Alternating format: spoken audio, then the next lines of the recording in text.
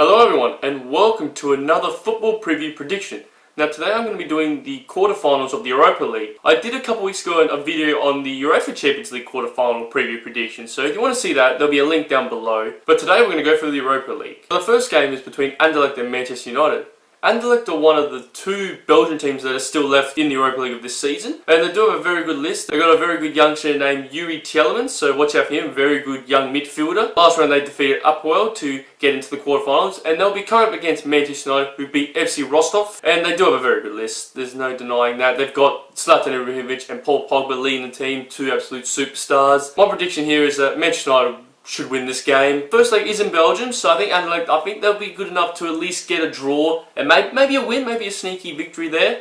Give them confidence the second leg, but I think the second leg at Old Trafford, I think Manchester United will just be too good there, and they should get the win and move themselves into the next round. The next match is between Lyon and Besiktas. Lyon, they had a very good victory in their last round. They defeated Roma, who were actually one of the favourites to take the Europa League for this season, so good on them for winning that. Their team will be full of confidence heading into this match. They do have Alexander Lacazette, who is apparently going to leave to Atletico Madrid, and also Memphis Depay, who was a former Manchester United player, and he's been on fire in France at the moment. He's playing some really good football, back to his PSV days before he went to Manchester United. They're coming up against Besiktas, one of the Turkish teams. They do have one of the experienced players in Ricardo Quaresma, a good Portuguese winger. And they also have got Ryan Babel, a former Liverpool player as well. And all that experience came into good use in their last round when they beat Olympiacos. And they'll be looking to get a win here and try and move into the semi-finals. But I think Lyon, after their win against Roma, I think that confidence will come into this in both legs, I would say. And I think they'll get the victory over Besiktas in this one. The third match is between Celta Vigo and Genk. So Celta Vigo in their last round, they defeated Krasnodar to get to the quarterfinals. They do have a player named Iago Aspas, a former Liverpool player.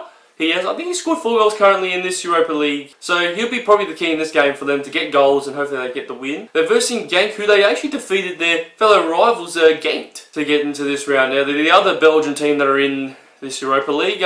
They do have Matt Ryan, for all the Aussies that are watching this right now. They did have a player named Leon Bailey, who was their leading goal scorer, but he did leave in the transfer window to go to Bayer Leverkusen. So they're going to have to find ways to get goals from other players, other fellow strikers, and maybe midfield goals are going to be quite valuable for this game. I reckon this will be one of the close matches out of the games. I think Celta Vigo, I think they'll just do enough here to get the victory over Genk.